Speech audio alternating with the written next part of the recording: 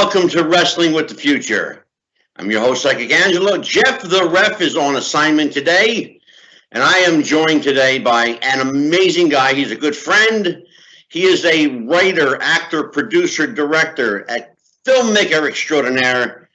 Please welcome Mike Messier. Mikey, how you doing, brother? I'm good, Angelo, and our shout out to Jeff as he's on assignment, and happy to be here. A quick mention that one of my film projects, Ox Baker, One of the Boys, is now available on the Vince Russo YouTube channel. So if people want to check that out, Ox Baker was a good friend of mine, and he did an interview with me about a year before he passed away at his home in Connecticut. And it's available online on the Vince Russo channel or on my channel as well, Ox Baker, One of the Boys. But let's get into it, Angelo. What's going on, buddy? Absolutely. Well, here's what's going on. We're going to talk a little bit today about, and I thought about this the other day when I had a conversation with Jack Victory.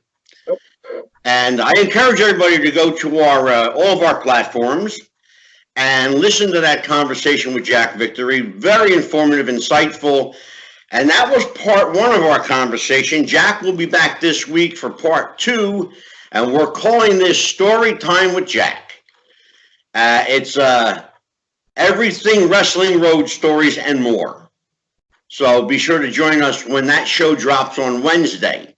But what I wanted to do today, Mikey, was I wanted to talk about wrestling on television then and now, and kind of tie that into what happened this weekend with AEW's first official pay-per-view called Full Gear.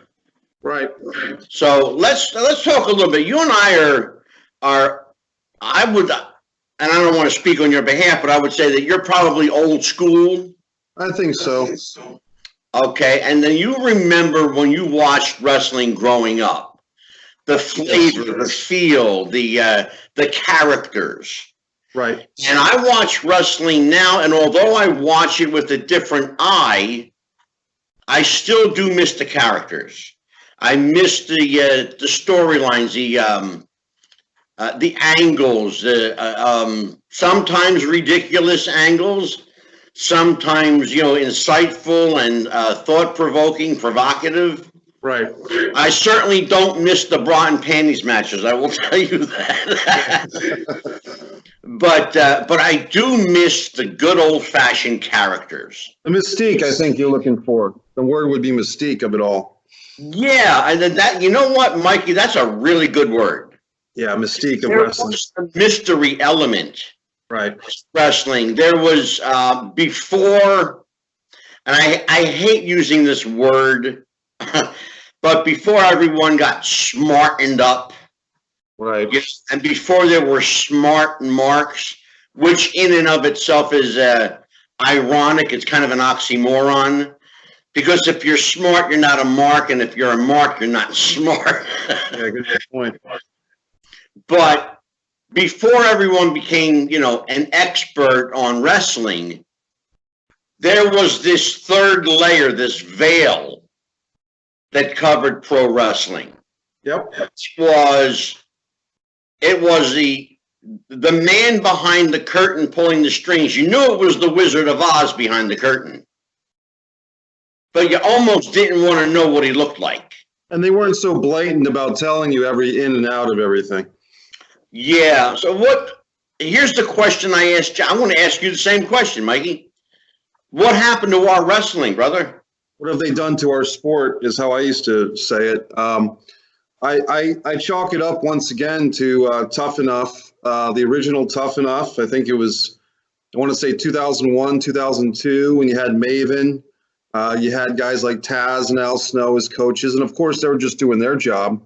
And you had a lot of great talent come out of Tough Enough. You had a lot of great divas, Jackie Gata and others came out of there. But for me, when they peeled back that the WWE training so deep and showed you guys and women taking back bumps and developing characters and all the things that they did, and they were trying to get you to watch Tough Enough right after Raw, so you watch Raw or SmackDown and then turn the channel to UPN or MTV. I think it was MTV at the time. It was. Yeah, here's the guy learning how to do the backdrop that you just watched him take, and he'll be here next week taking the same backdrop. And Yeah. I mean, Tough Enough has come and gone, and I'll be honest, I've enjoyed watching the show some years, some seasons. But I mean, even the last time, I think they really did it full force. A big Andy, this guy who was 6'7" or 6'6", won the whole thing. And he was horrible. I mean, he went to the training compound, and I think he was on Raw once with Stone Cold, took a stunner, and that was the end of Big Andy. And I think he didn't even sell the stunner. So to me, comparing that type of thing with the era that Jack Victory was in, your guest on your show. Jack Victory, if you saw the Fantastics versus Sheepherders and those barbed wire box matches, if you saw, you and I were talking privately about the New Zealand Militia and how they were kind of an undercard tag team in WCW in 1989. But yeah, there was a mystique even to the New Zealand Militia as an undercard tag team because they had Lord Littlebrook as their manager and so forth. And I think what Full Gear attempted to do and maybe didn't, that Full Gear show is really an interesting show. And I know that we'll have Jeff, the ref, to talk about it too. But for me, maybe what was missing from that show was not the actual in-ring action. I think the in-ring action was great. Yeah. I think it's like a story. What Baltimore is, and I've been to the Baltimore Arena many times. That's now called the Royal Farms Arena. I was there when Ron Simmons beat Vader.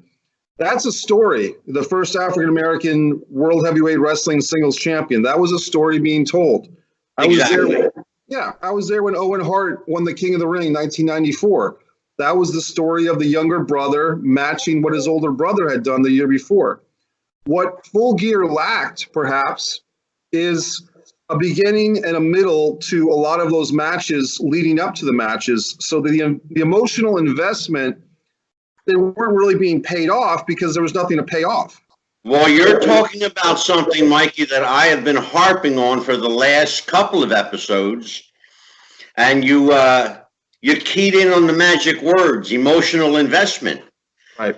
We were invested, you and I, when we were growing up watching this on television, we were invested in these characters, these larger-than-life personalities. Well, we have great wrestlers now, and their athleticism is beyond par. It cannot be rivaled athletically. Right. But where are the personalities? Where's the character development? Who are these people? I'm not invested emotionally in anybody I'm seeing. I love what they do. Don't get me wrong. And I want people listening and watching this to understand, I'm not putting down the product. I just think that it's missing a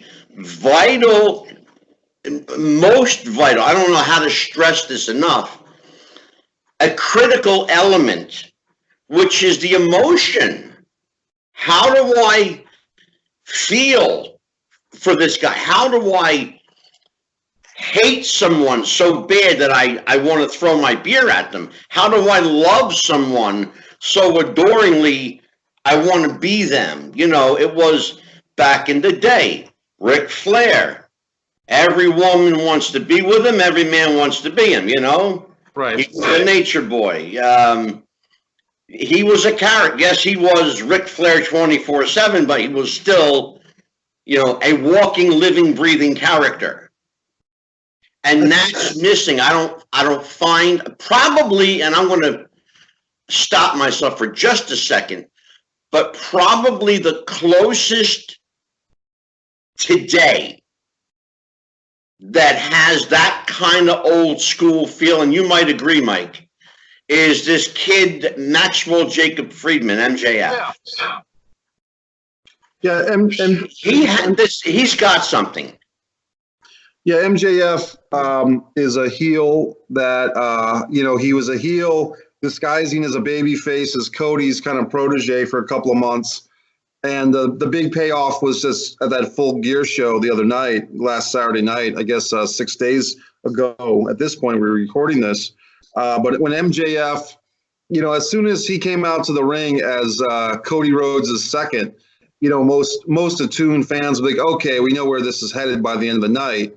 Here's where they're going to do the heel turn. It was just, kind of written out in the stars. But MJF does have it. He was on the Rosie O'Donnell show when he was 6 or 7 years old and was kind of a smart aleck kid.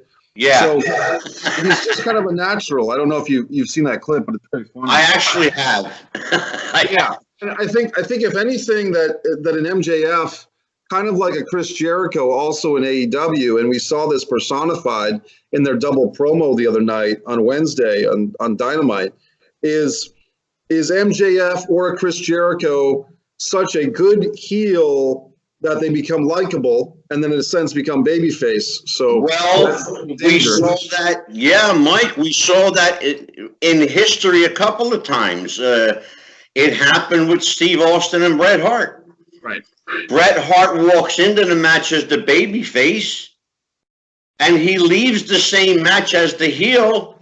Steve Austin, who was the quintessential heel, the finger-popping, beer-drinking, rebel-rousing, swearing badass from, the rattlesnake from Texas, as JR calls him. Right.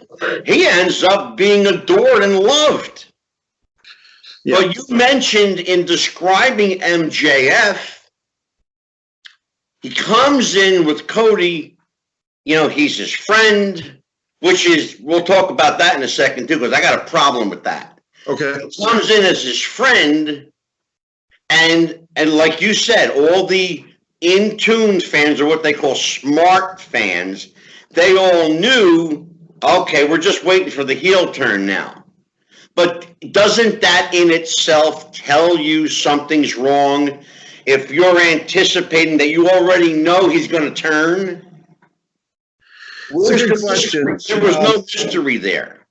Well, there was a lot of history. If you were watching like their shows, their Being the Elite shows, they built up that storyline. So what I'm talking about is like the fans that are hardcore AEW, hardcore Being the Elite fans, which I'm not hardcore like that, but I know enough of it. I agree. So, it was one of those deals where MJF is really a heel character. He was trying to be Cody's buddy. Even I don't know if they went there or not, but I mean, there was hints that he was kind of eyeing over Brandy Rhodes and stuff like that. So I did catch that, Mike. Thank you for bringing that up. Yeah, so I mean they've done their work. I think what the difference is, Angelo, is that with AEW, with the exception of the last 6 or 7 weeks now, they haven't had a weekly television show. So people that are trying to follow their storylines are going to go to YouTube and watch Being the Elite until 6 or 7 weeks ago. Now here's the irony where maybe AEW is falling short. Now that they have 2 hours of television a week, they are putting so much emphasis on the in-ring action, which is great for their live audience because people are paying. Those AEW Dynamite tickets are expensive. I looked into it, and you're talking like I think they might be charging almost $1,000 for like ringside, and then $50, $30. They're not $15 tickets anymore. Oh no. So my point is that knowing that they're having a live house audience paying to go to those tapings, which you can stay home and watch for free if you want, they're trying to give those fans a lot of in-ring action.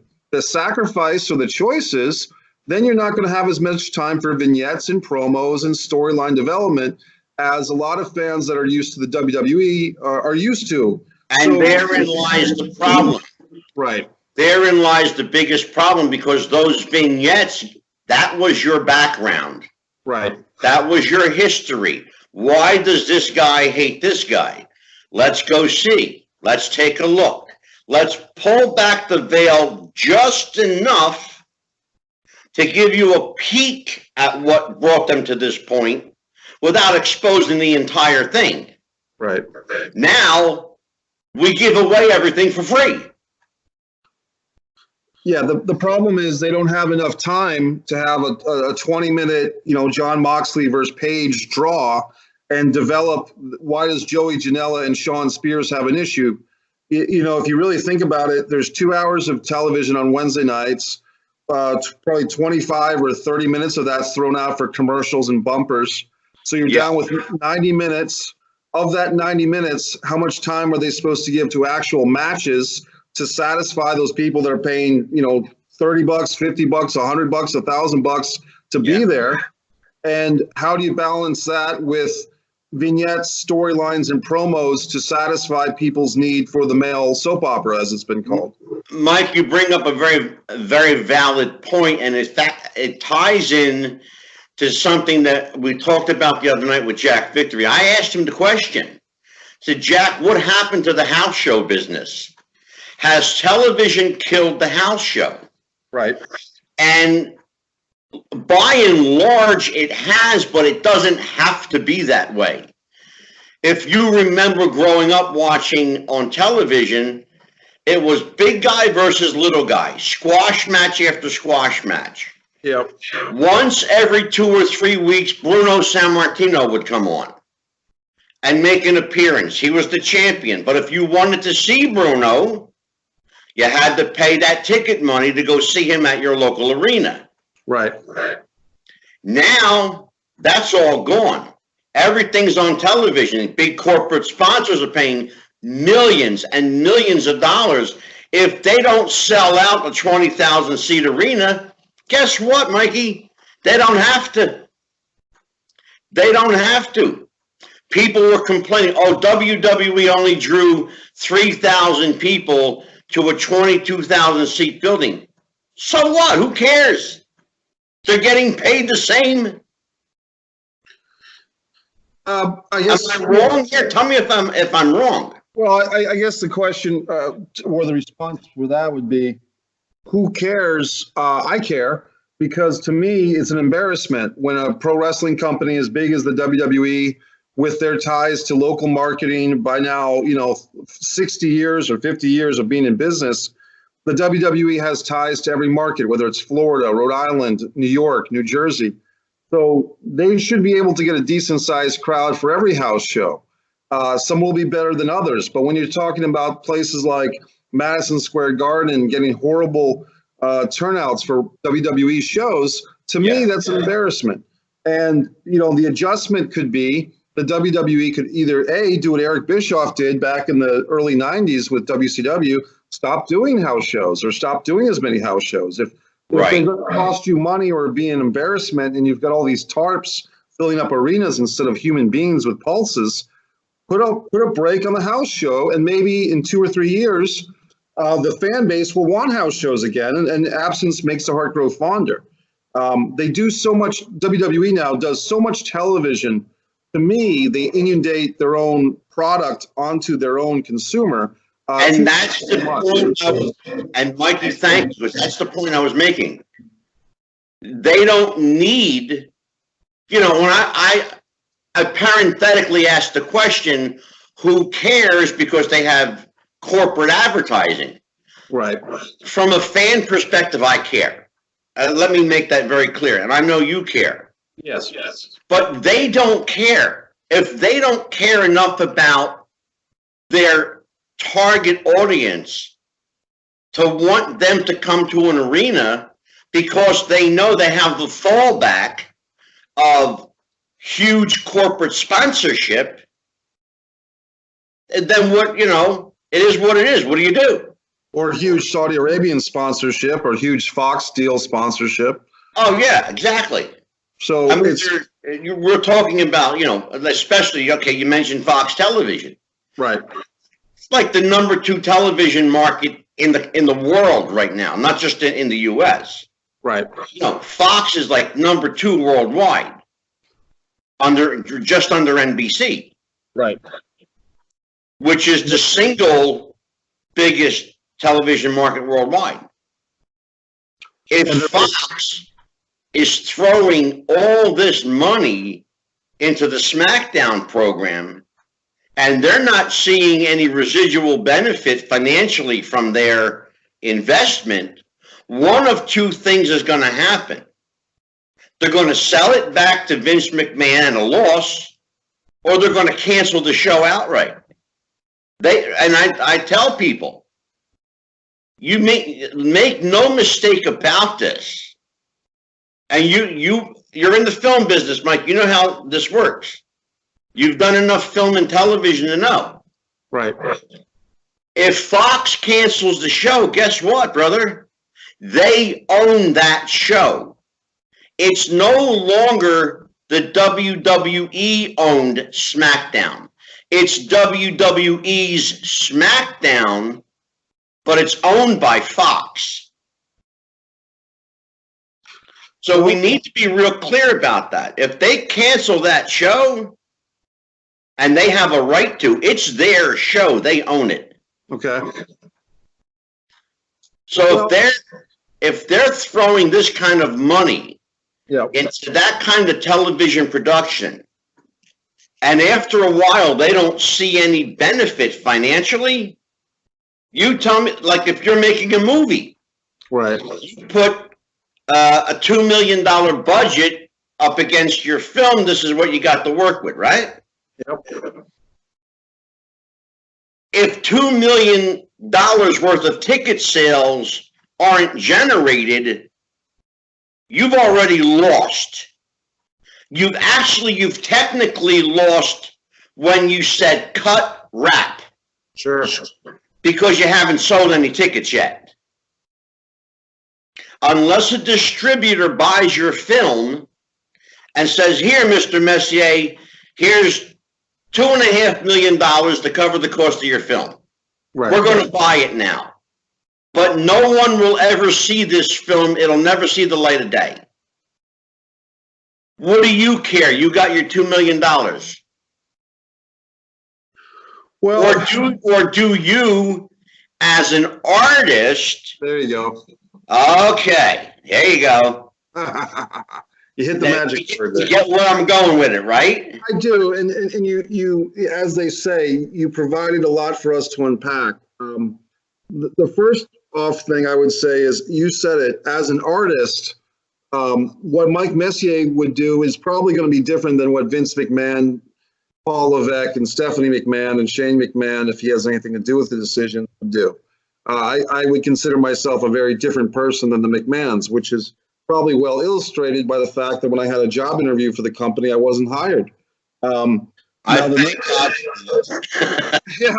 Yeah, for everybody. But I mean, what I would say is that there's a bigger picture here, Angelo, which I think, and I get what you're saying, that if Fox is investing all this money into this show, and they had a great first week ratings when they unveiled Cain Velasquez and they had all the special guests.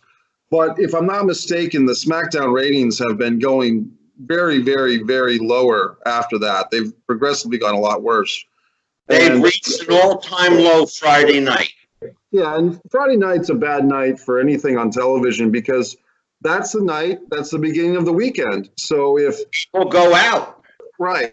And especially in that age demographic of men, and I guess, more women fans are watching, but those single people are going out trying to get some action of their own, so to speak, trying to get their own SmackDown, so to speak. Exactly, brother. So very well played, my friend. Very well played. Right. So a single guy sitting at home, watching to see if Bayley attacked the sock monkeys or the air balloons, or if Sasha Banks colored her hair purple or blue this week, or wondering if Drew McIntyre is going to lose again. That's not of interest to someone who's trying to get their Friday night on, so to speak. That being said. Exactly. Right. And thank you for recognizing that. Right. Now that being said, I would say the bigger picture is this Fox network is the same Fox that's owned by Rupert Murdoch. He's still the owner, I believe, right? He is. And Rupert Murdoch is with Fox News. And whenever you watch any type of politics, and I'm not a big political fan or pundit, but you basically know that on one corner it's Fox News, on the other corner it's CNN. And Fox News favors the Republicans, CNN favors the Democrats. Donald Trump is a Republican. Now, some people would argue, is he a true Republican? Is he his own guy who's in it for himself? Whatever. But as of now, Donald Trump, the president, is a Republican. He is in good favor for the most part with Fox News, which is also Fox. Absolutely. Which broadcasts Vince McMahon's WWE. Donald Trump is a WWE Hall of Famer. Donald Trump hosted WrestleMania 4 and WrestleMania 5. Let's also not lose sight of the fact that Vince McMahon's wife works for Donald Trump. Correct. And that the McMahons paid, I believe the figure I read, it could be wrong, $16 million towards Trump's 2016 campaign. That's accurate. Right. So if McMahon supports Trump, Trump supports McMahon, Fox supports Trump, why wouldn't Fox support Vince? So absolutely. You can call it cahoots, you can call it looking out for your buddy, you can call it whatever you want, but when the WWE fan, who oftentimes doesn't want to be aware of these things that are right in front of them, but it's painfully obvious. When you watch SmackDown, you're supporting Vince, you're supporting Trump, you're supporting Fox News. If you're the same type of fan who hates what you see on Fox News and hate the left-wing speech or the left-wing, the right-wing speech, if you hate what the right wing is saying, the Republicans, but you're watching WWE and you're eating your Cheerios or your Bolios or your, I always forget what the New Day calls their cereal, the New Day-Os or whatever it is. But Bootios, right. If you're eating your Bootios and watching CNN and hating what they say on Fox News, and then you turn in Friday night to see what color hair Sasha Banks is wearing this week, exactly. I'm sorry, you're a naive hypocrite or an idiot. You know, I mean, you can't have it all the way. You see what I'm saying? Yeah. So, and we're going to talk about Full Gear in fullness here in just a moment. But and we're going to weave this into it. But let's just talk about, we'll put an exclamation on this, the television aspect of wrestling or wrestling television. It's interesting to note that back, I think around, I want to say like 95, 96, the start of the so-called Attitude Era. Okay. The most salacious time in pro wrestling drew the highest ratings ever before or since. Your buddy, Vince Russo, was largely responsible for that. All right, Vince. Right? Now, I don't know Vince Russo. I've never met Vince Russo, but I have at least a few times appeared on his brand, right, by way of other shows. I've been a guest on other shows on the brand. Nice. Although, again, I want to be very clear, I do not know Vince Russo and I've never met him. Never even spoke to the man. Right.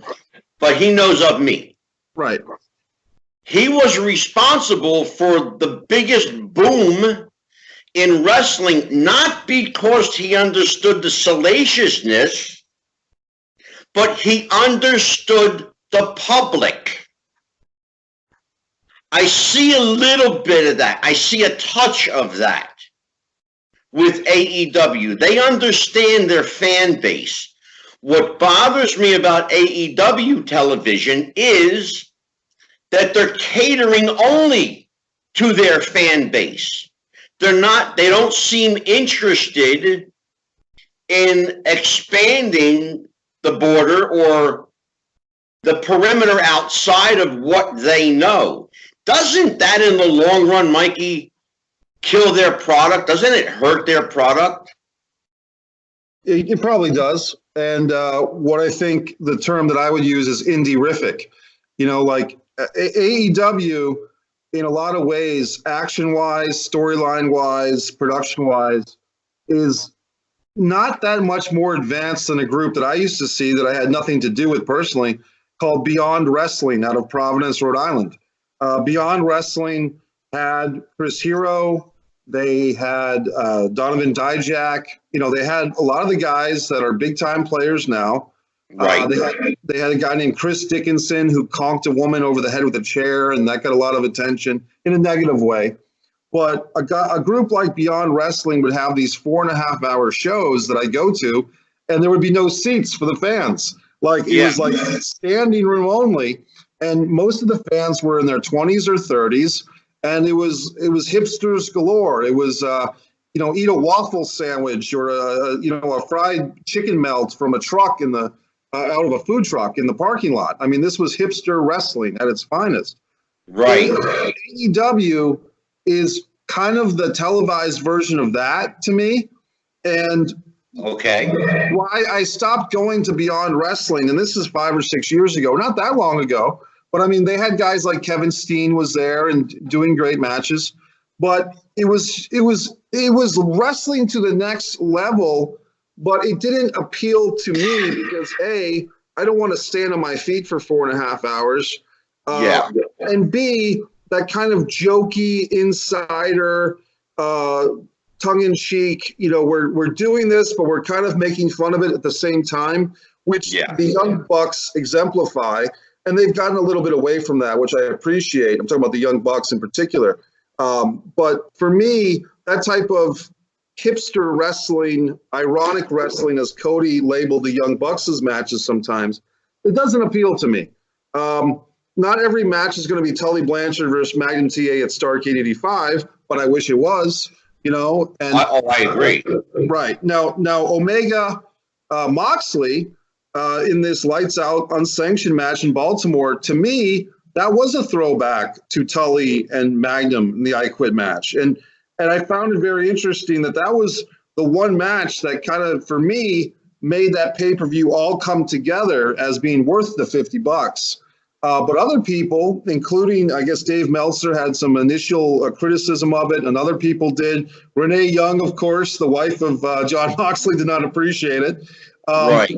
But for other fans to stand up and take, call this match gross and all this stuff, I guess they just were used to Miz versus Seth Rollins matches or whatever they were used to for the last 15 years. To me, this was a throwback to the old Japanese death matches. Mick Foley versus Terry Gordy, Mick Foley versus Terry Funk, Axel Rotten versus Ian Rotten. You have to remember, though, that before AEW, everybody was being fed baby pablum. Right. We're talking about, conditioning. They conditioned their fans to accept, the baby food that they were being fed. Right. Look, you can hate strained carrots, but if you eat enough strained carrots, you're going to develop a taste for them. There you go. You know what I'm saying? So that's what I think happened with WWE. They had this PG product. All of a sudden, they went from raucous, wrestling bra and panty matches to salacious angles to blatantly sexual angles to on a dime stopping it, and all of a sudden now we're PG. And now we're like Disney. Right. Now we're going to see Mickey Mouse and Goofy wrestle soon. Well, they had that bunny a couple of years ago with Adam Rose, so it's not that far off. Exactly. Right. Exactly. Now here's that two-headed coin. If you want to know my opinion of when that two-headed coin of PG era kicked in, this is the two heads. The first one was June of 2007, the Chris Benoit incident. Yep. Now, here's the deal, folks. I have a video on YouTube, Mike Messier's Pro Wrestling Rants, where I conjecture that we'll never know what really happened with Chris Benoit. We don't know if he did what they say he did, they being the police, or if there was more to it. We'll really never know because none of us were there. You know what I mean? Right. That being said, whatever happened, 3 people dead. And woman, Nancy Benoit's career never gets mentioned as what a great career she had. She was the first Caucasian woman to manage an African-American World Tag Team Champions, Ron Simmons and Butch Reed. True. So she had a hell of a great career herself, just as a character. And of course, the tragedy with the son. Just as a quick aside, Angelo, somebody posted that they went to StarCast and they said, they Twittered this, they bumped into a ghost. And then the guy tells a story. He bumped into someone, he looked over, and it was Chris Benoit's son, his living son, David Benoit. And the guy did a double take, and he said, "Oh my God!" And David Benoit said, "Hey, I get that a lot." And the kid said, "Oh, I'm sorry, you must be Daniel Benoit." And David Benoit said, "No, Daniel was my brother." And the guy who did this just walked away from him. And I tweeted, and people were kind of responding, "Oh my God, what a story!" And I said, "Hey, maybe you should have been a man and apologized to David Benoit and shook his hand, because that's not his fault. It's not his fault what happened with his family. It's not. I mean, I'm sure he lives with it every day, and the resemblance he has to his father." Yeah, well, that's a rabbit hole that we can go down Right on another show, and I'm sure we will, because we definitely have plans of discussing the Benoit situation. It's far, far from over, but I don't even want to begin to get into that here. So what was the gist of the story, Mike? The gist of it was, I thought that, don't blame David Benoit for the crimes or not, whatever happened with his family. Now, the second part of the Attitude Era, see, this is the thing. That was the death of the Attitude Era into the PG era. That's my point, was Benoit in 2007, followed pretty quickly by Linda McMahon running for office, I believe, in Connecticut. So right. When we talk about why is there a PG era, why did suddenly we get Randy Orton versus John Cena for 5 years? It's because Linda McMahon wanted political office. She didn't want the WWE to have the stench of the Attitude Era, or the scantily clad Deborah McMichael or Sable or whatever. And so they went on a very quick cleanup job. And Triple H even talked about it, that him and Randy Orton were in the dressing room. They had been doing this big storyline for months about them having this blood match at WrestleMania. And then the day of that WrestleMania, they were shoulder tapped and said, "Hey, we're PG now." And they had to go out there and do a very basic, ordinary wrestling match that flopped. Yeah, I know about that. Yeah. So, I mean, yeah, this is just the tip of the iceberg. I mean, we can explore, wrestling television from a lot of different, and I'm sure you and I have our viewpoints. We bring Jeff the Ref into this conversation, we're going to have a whole different set of opinions. Because I know how Jeff feels about this. Well, as a referee, Jeff knows that the referee, best case scenario is like the conductor or the coach for a match, to make sure that it goes as it's supposed to help with that. And some refs might be more active in that regard than others. Right. But as far as this PG era goes, to me, if you're talking about fans that are giving AEW a shot, or even groups we didn't mention, Impact, the new NWA Power Show is very exciting on YouTube. MLW, Ring of Honor is holding on for whatever it's worth. New Japan Pro Wrestling is doing shows in the United States now. Pretty good crowds. Yeah. If you're talking about the fans, Mike, I'm surprised at just how big a following Japanese wrestling has in this country. I'm going to be honest with you. I had no clue the fan base that Japanese wrestling had. And when in fact, they just ran a show here, not far from here, in fact, in New Jersey, and it was a complete sellout. Right.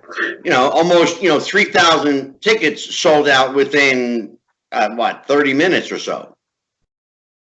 And so, yeah, I mean, there's validity to what you're saying. There's a lot of people who follow this Japanese product. I never personally got into it. I don't particularly like that style, that strong style, as it's, so-called, because I don't see much difference between what they're doing now and what they're doing now. I'm not a big fan of. I'll be honest with you.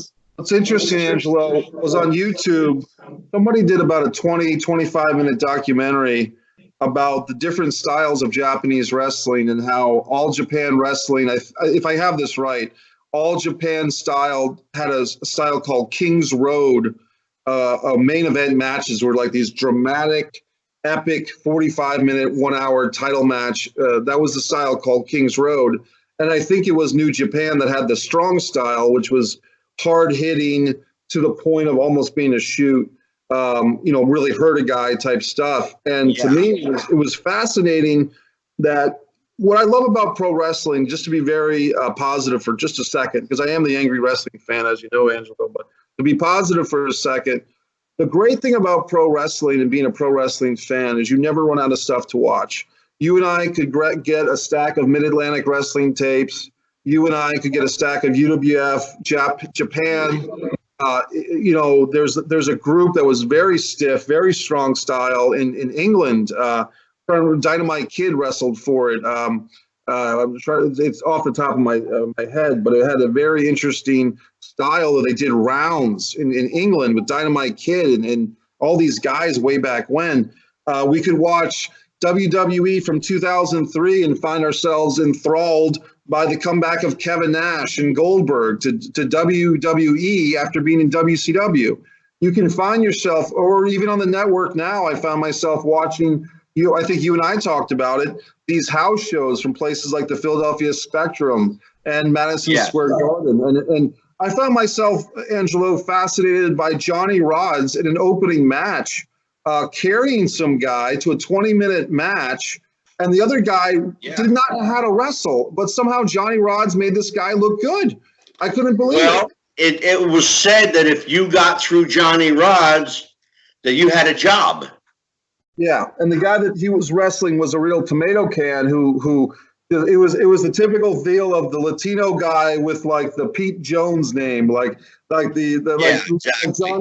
Johnny had a lot of these opponents that were like Latino guys that had like Frank Evans. They had like the most Caucasian, boring names ever. Yeah, exactly. It's funny, Mike, because one of the things that I announced on our Podbean website is that one of the upcoming shows that we're doing is all enhancement talent. The show will be called What Happened to Our Jobbers. Wow. So we're going to do a show just on enhancement talent, a.k.a. the jobbers. Well, the carpenters, they've also been called because if you're going to build a house, you need the guy to lay down the wood, and those were the carpenters. And exactly. And you had some great carpenters in the day. Johnny Rodz was one of the best. You had guys like Steve Lombardi, Ron Shaw, Bull Meccano. No, not Bull Meccano. The Bull Curry, Wild Bull Curry. All these guys were enhancement talent, but they were also characters in their own right. You don't see enhancement talent now being called the unpredictable Johnny Rodz. Right. Or the Brooklyn Brawler. These were enhancement job guys that were characters. You don't see that anymore. Well, I'll say this just to play devil's advocate. And you're not the only angry wrestling fan over here. So I'll just let you know. Anger, Angelo, and appreciate the fans that are listening to us. But if you think about on AEW, that group of guys called the Dark Order, you can make a case that they're job guys. Now they won a match the other night. They actually won. They beat Jungle Boy and Marco Stunt, and they got a little bit of mic time. But I think with that type of thing, or even the Ascension and the WWE, they're kind of guys that are like jobbers with characters now. And if you want to say like, who's the woo woo guy? The guy woo woo woo. Oh, Zack Ryder. Do you consider Zack Ryder to be a jobber? I mean, he's had the Intercontinental title. Absolutely. Well, you can say he's an over jobber. He's, there was a term that we used to use in the late 90s, and we hated to put it on Big Van Vader in WWF, but we did. He became an over jobber.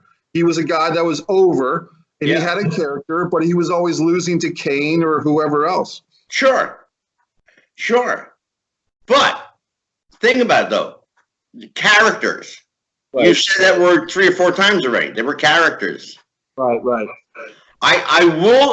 As much as it pains me to do this, I'll give AEW credit. They are bringing back characters. Jungle Boy, Luchasaurus, Dark Order. Right. with the party. What are they called? What are they called? Those guys? The private party tag team. Private party, yes. These guys are characters. Are they great wrestlers? Yes. Very athletic? Absolutely. But there's a touch of character there. You can see they're trying to develop a character. They want you to become emotionally invested. The problem is they're not broadening their horizons enough for outsiders like me, the casual viewer, because I don't watch all the time. And everybody who listens and watches the show knows I rarely follow the product. That's why I have guys like you and Jeff on. I'm the catharsis by which you guys can vent or argue with, as the case may be. Here's the thing, Angelo. Like, for me, and I think I said this with you guys last time I was on the show, you and Jeff the Ref, which was, I really hate, it doesn't matter if it was left wing, right wing, independent. I don't like my wrestling mixed with politics. So the thing that attracts me, thank you. The thing that attracts me to an AEW, and look, card subject to change, if we find out something that the owners of AEW are doing something political with their money or their ties to wrestling, maybe I'll change my stance. But as of this moment, AEW is, from what I can tell, strictly in it for doing the wrestling. Tony Khan has a fetish for wrestling. Tony Khan's a lifelong Chris Jericho fan. So now he's like the kid who can afford the biggest dolls in the world. They're such big wrestling figures. They're actually people. So he can afford to play with his dolls, and we get to watch it. Now, WWE and Ring of Honor with Sinclair Broadcasting, where they've lost me is I don't want my wrestling mixed with anybody's politics. I don't care if you're left wing, right wing, independent. To me, it's like the division of church and state. I don't want even when the WWE, going back, I think to 2008 or maybe 2004, when Obama, Hillary, and I want to say McCain were all on Raw giving little promos. I didn't like that either. No, that turned me off. Right. I didn't care for it whatsoever. I don't like the WWE feeling that they need to put their all-knowing WWE finger in every pie of my life, meaning politics and social reform. And when Stephanie McMahon makes statements, she made a famous statement 3 or 4 years ago that the future of marketing is philanthropy. Well, it just shows you, if that was the exact quote, maybe it wasn't, but it shows you where her mind is at. Yeah, it was close enough. Right. They don't, in my opinion, when they do things for the special needs kids and the Make-A-Wish kids, that's great. And I applaud that. And I support that. And I know that a lot of the wrestling talent or sports entertainment talent, as they want to call them, not just John Cena, but John Cena and everybody else, put a lot of time into the charity work for those kids. But once you spread that into, now we're going to push our political agenda. Now we're going to push our social reform agenda. And maybe while we're at it, we'll put spyware in your computer. And maybe while we're at it, we'll do this and we'll do that. And it's all for the greater good of the WWE here, now, and forever. That's when you've lost me, fans. I agree, Mikey. I agree, but what do we do about it? Watch other programs, and I think that's what the answer that a lot of wrestling fans are doing. This week, Angelo, I watched NWA Power. I watched Colt Cabana. I watched Nick Aldis. To me, is a classy champion. This storyline with Tim Storm and Nick Aldis. If you get a binge watch in you, Angelo, or for the listeners, they've only done, I think, 6 episodes of NWA Power. Each episode's only about 45 minutes. You could bang that out in a day and be caught up to what the NWA is doing with Billy Corgan as the owner. And Billy Corgan doesn't appear on screen a whole lot. He's very, very rarely on the show. Right.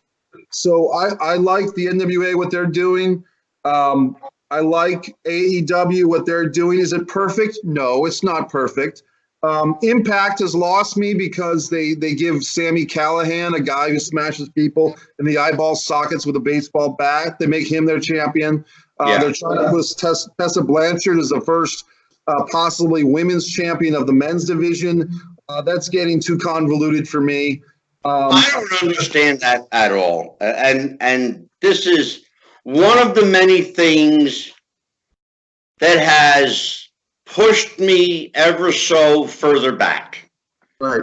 From where let's put it this way. When once I had a ringside seat, I'm getting real close to the nosebleed section.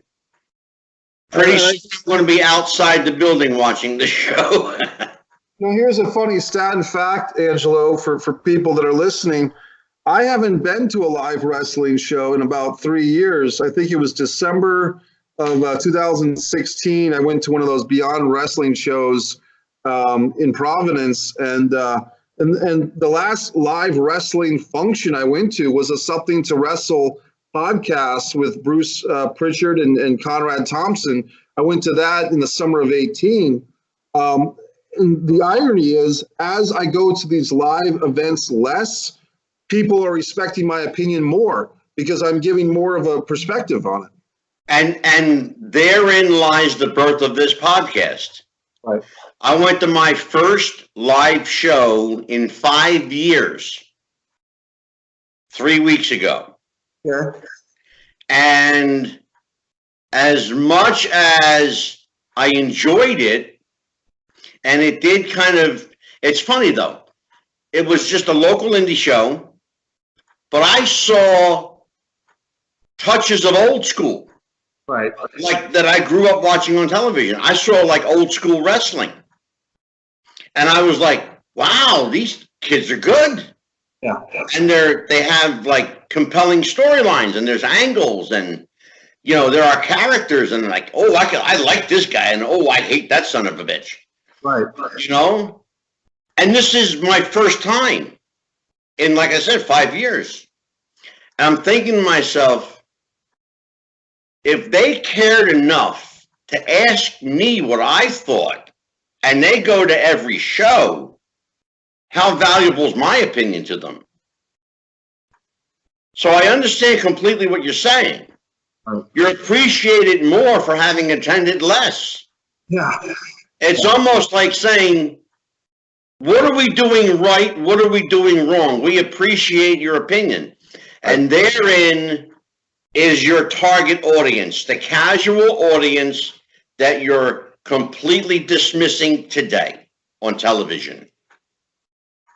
There's a term for that called the lapsed fan, which I think... Can you explain that to me, Mikey? I have heard a dozen people. In fact, there's even a podcast, I'm going to plug them, called the Lapsed Fan Podcast. What the hell is the lapsed fan? Because I'm old, and you know I'm old, so I don't understand this shit.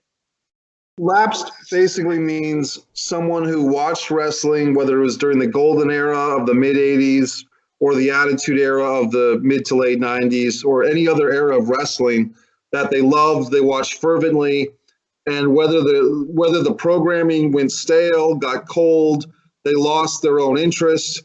It's a pro wrestling fan who hasn't watched in a while and maybe is coming back to it now to give it another chance. Yeah. So what AEW, in an example, but it doesn't have to be AEW could be trying to get some of the lapsed WCW fans, people that watch the Monday Night Wars, that love wrestling on TNT if they had any loyalty to that network for whatever reason, or they liked the Southern style, you know, if that still is part of it, or they liked the bloodier stuff, and they've gotten sick of WWE staleness, you know, Miz versus Cesaro for the Intercontinental title for 5 years. So they were a lapsed fan. They had a great interest at one point in their life. They cooled on it, or wrestling cooled in general. And that fan hasn't really watched, but they always had a soft spot for wrestling. And now their soft spot is kind of reignited through something happening. So that podcast you're talking about, they did a great series on Starrcade and WrestleMania.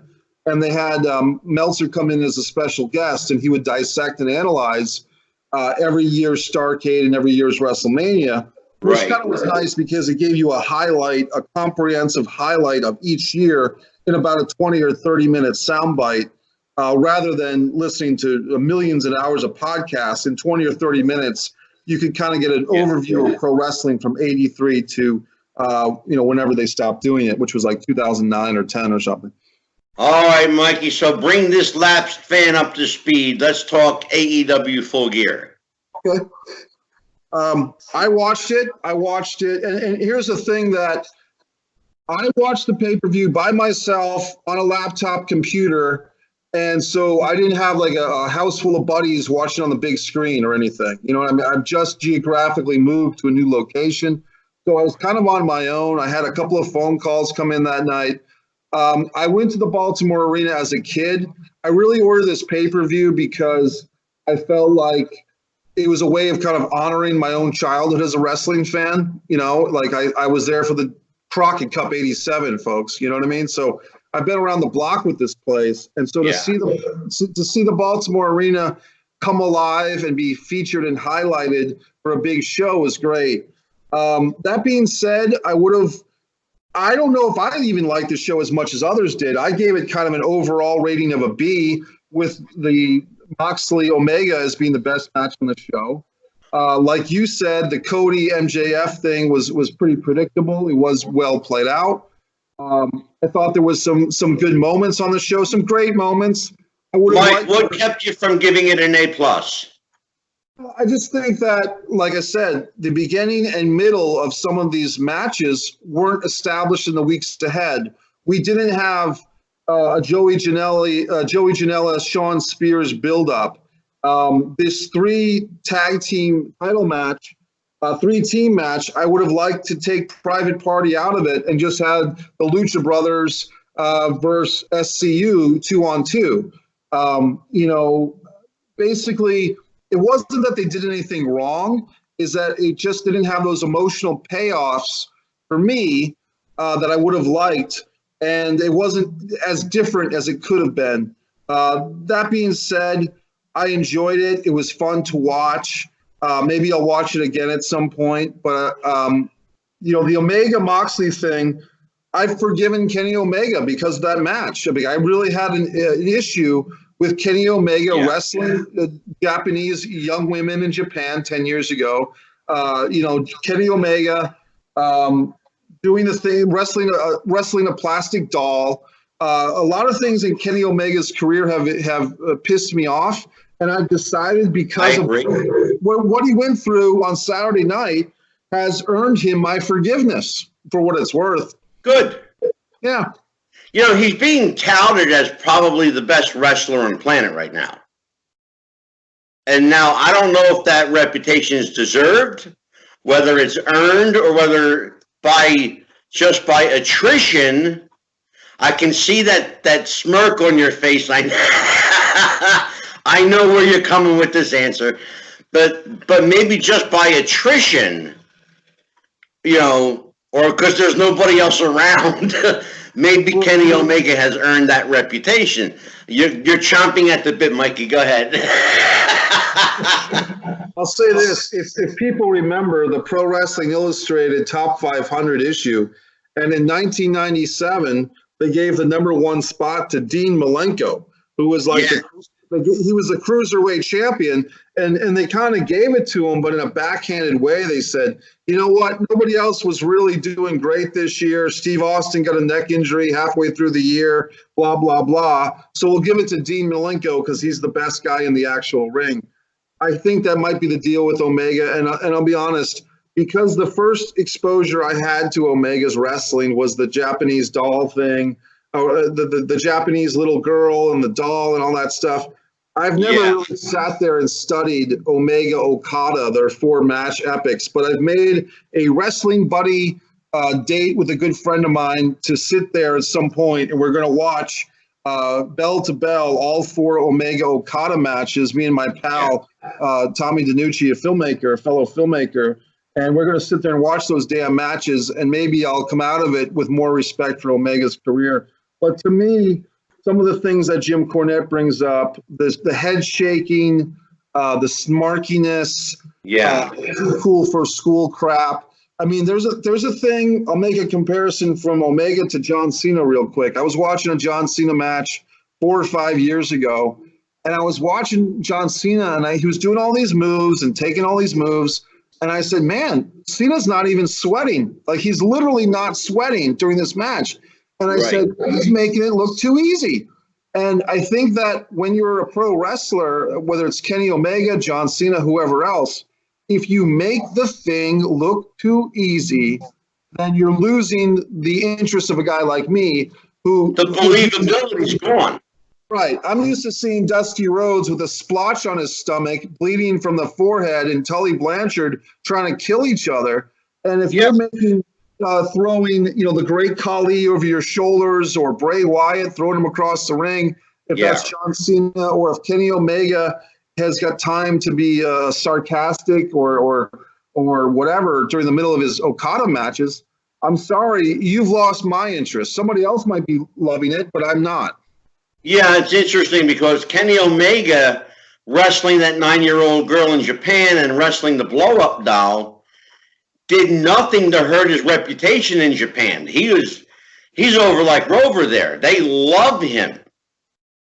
But it's the bastardized American wrestling fan that takes issue with it.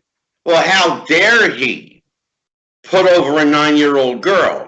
How dare he lose to a rubber doll? Right. So, it's a matter of maybe a matter of taste, I guess. I don't know. He didn't score any brownie points with me. Let's put it that way. Look, I'm not going to assimilate my taste in wrestling or in entertainment. No offense, but to the Japanese. I mean, those folks have got some real hardcore perversions in the culture. The way that they treat their women in some of their films and so forth. And I'm not going to get into a big political debate about it. And I love a lot of things about the Japanese culture, but some of their stuff is pretty edgy to the point of being beyond the edge to me. So I'm not going to assimilate my taste to what they might like.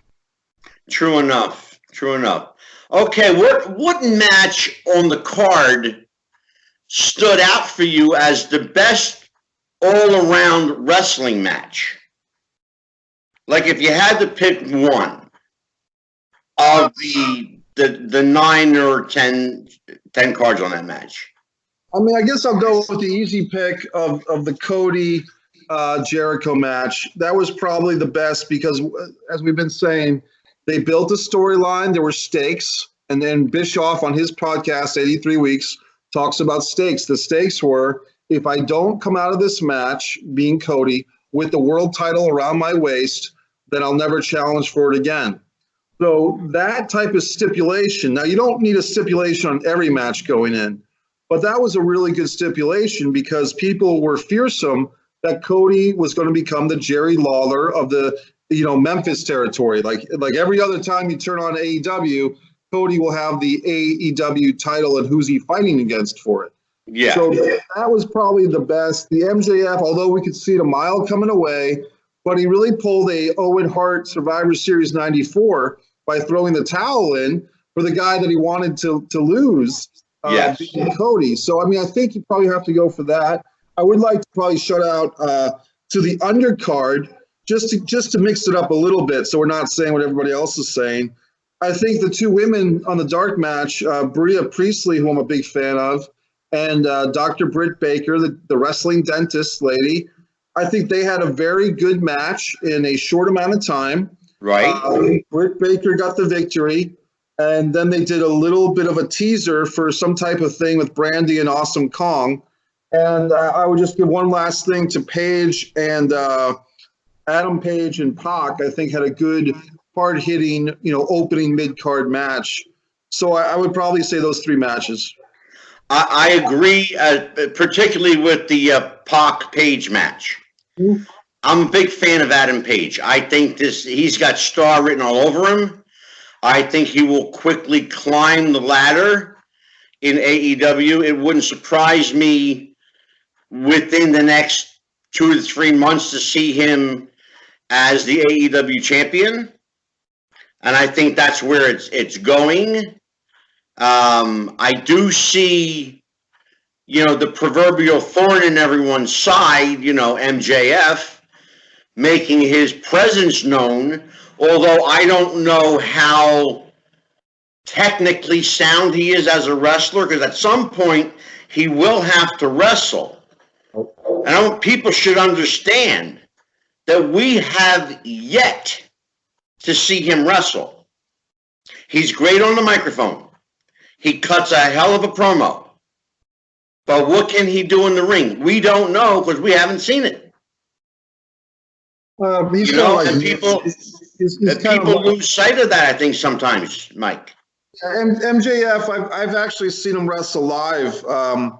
He's kind of like EC3 or The Miz, just kind of a bratish heel, keeps it pretty simple, but he can do a good match.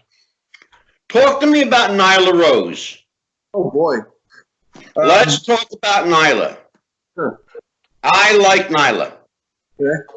I think Nyla represents old school women's wrestling. Okay. Why are they not using this lady? Okay. Or is it the fact that she's not a lady? Okay. So you just brought it up, and that how you just said it, because you're a fan of hers. She represents old school to you, but then you said she's not a lady, and your response right there, Angelo, is I think they're missing out on the whole Nyla Rose experience, which is... I absolutely agree, and that's why I led you that way. Make this a storyline. They need to have someone, whether it's Britt Baker would be great at it because she seems like she could handle a microphone. But they need to have a situation, in my opinion, where the champion, it wouldn't, whoever the current champion is, I always get her name wrong, Fio. Riho, yeah. She wouldn't be able to handle it. Riho. Right. You need to have Riho. You need to have a Britt Baker or someone on the microphone that can basically say, as the champion, say, hey, your next title defense is against Nyla, the next big pay-per-view. And that champion says, I'm not going to wrestle her. I'm not going to wrestle it. I'm not going to wrestle that. And what do you mean? She's just number one contender. And then you get into a whole thing with, she was not born a woman. She was not born with the same genetics as me. She has an unfair advantage. And guess what, folks? This is real life, current events, hot topics. This is stuff that people debate. Go to Joe Rogan's podcast, see him debating the MMA fighter who was a transgender male to female who severely injured an opponent. This is real life stuff. And therein I invoke the name of Vince Russo. Right. Once again, because Vince, although he understood little about wrestling, and I contend that, I'm sorry, Vince, if you get angry, but he understood people. That's the difference. He did not understand the wrestling business, nor did he understand the politics of the wrestling business. But Vince Russo understood people. He understood compelling storylines come from real life. Anyone will tell you, real life makes compelling wrestling angles. We've seen it throughout history. The feud between Buddy Rogers and Bruno Sammartino, that was real life heat. And Bruno beat Buddy on a shoot. Right. Then that's how he became champion. He beat him on a shoot. 63 seconds match in MSG with the backbreaker. Exactly. Lasted less than a minute. Was it 47 seconds or 63? 47 seconds, sir. Okay. So, yep. That's the thing. The rematch must have been 63. That's all. But it lasts much longer than a minute, I can tell you that. If I could, no Google here, folks. Was that match on May 17th, 1963? I'm going by memory. I believe it may have been, yes. I have a pretty good memory for these things. So let's take it back to the whole deal with Nyla. It was interesting to me that you said you're a fan of hers. Then you said, she's not a lady. And I think that's what's fascinating about it. No, it's not that I said she's not a lady. I said, or is it the fact that she's not a lady? Well, this is why I find it fascinating, because as a fan of hers, that crosses into your mind. To me, when I look at her, she looks like a woman. When she speaks, she sounds like a woman. But what I'm saying is everybody's going to have their different take on it. Transgender is a huge thing right now, but if you look at the statistics, there are very few transgender people. Very few. I think it's the statistics somebody told me was like 0.2% of the U.S. population is transgender. So for a population that relatively numbers-wise is not very big, the transgender movement or awareness is getting a hell of a lot of attention for a pretty small amount of people, numbers-wise. Doesn't mean that they're not worthy of consideration, doesn't mean any of that stuff. It's just, it's a bigger issue, pop culture, socially, than percentage-wise. That's why it's so fascinating. Because I think it hits people at a lot of levels, which is A, freedom to make up your own mind. B, religious people would say, hey, why are you changing what God made you? And then you go on from there. And then it's like, well, how do you label these people? Then other people want to say, why does anyone need to be labeled at all? People want to raise their kids without gender denominations. Yeah, exactly. So it's all these things, and this is a powder keg that if I were writing for AEW, this would be one of the top storylines. This would be that you'd have to have. Agree, and I think they're missing out, and that's why I brought it up. Right. They're missing out. What do you do with this? I think you can do anything. It's what you do with it. You write it. You make it real, because it's real. Right. And to me, it's, in a way, missing out. It's also condescending to say that we're so liberal or we're so evolved, you know, and I'm talking about Cody or whoever else is making this decision. We're so evolved and we're so holier than thou that we're not even going to touch it because that would make us, go there. We can't go there. Well, you're being too politically correct. And if you're not in touch with the heartbeat of America and wants to have this debate and could use pro wrestling as a catalyst for this topic, debate, storyline, whatever you want to call it, you're missing out. And that's why they're not getting people who would watch The View, and maybe The View would mention it. And I could see Whoopi Goldberg talking about this. I could see other people talking about this. The late night talk shows could have Nyla on and Britt Baker for a debate. I'm just using Britt as an example, folks. I mean, she's got nothing to do with this other than me using her as an example. But you could have a whole big thing that was fascinating and could raise consciousness. And why are people alarmed by her? Why are people afraid of her? Have that come to the surface and let's talk about it, rather than we have to be so politically correct and walk on eggshells that we can't, we just have to have her wrestle every other match like every other person. To me, that's a wasted opportunity. Well, where do they go from here, Mike? Having seen this pay-per-view, where do they go from here? They're obviously going to have many more. Yeah, and I think the story that I've heard now and listening to things like Wrestle Talk and other things that basically they're going to continue their one show 2 hours a week, then their dark show, which is all the dark matches. It's funny, if you buy a ticket to AEW, you really have to be dedicated because you can get all the stuff for free eventually if you just stay at home. But true. And then they're going to do their quarterly pay-per-views. Instead of doing a monthly pay-per-view like WWE, they're going to basically do 4 pay-per-views a year. And to me, that's good. I think less is more. I think that if you had to choose, and you're a person, whether it's Angelo or Mike or anybody listening, unless you've got unlimited time to sit there in front of a TV set and watch the WWE Network and watch whether it's reruns of 205 Live or NXT UK, all these subdivisional shows, SmackDown, Raw, NXT, give me a break. You're giving us too much WWE. If you could just choose between that whole thing, which is giving your life over to that company, watch our 2 pay-per-views a month, watch this, watch that, versus here's our 2-hour show a week, Here's our one pay-per-view every 3 months. And here is our dark show on YouTube if you get bored at work. Fans make your own decision. Yeah. Well, Mikey, I think we're going to wrap it up right there. We can continue with this conversation for a part 2. In fact, maybe we'll do a part 2. We'll bring Jeff the ref in. Sounds good.